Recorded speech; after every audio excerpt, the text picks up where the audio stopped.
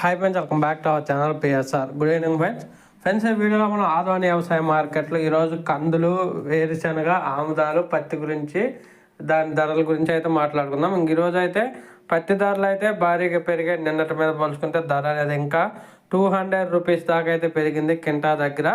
ఈరోజు మొత్తం 1148 క్వింటాలు రావడం జరిగింది. కనిష్ట ధర 4209 రూపాయలు, మధ్యస్థ ధర 7869 రూపాయలు, గరిష్ట ధర 8778 రూపాయలు.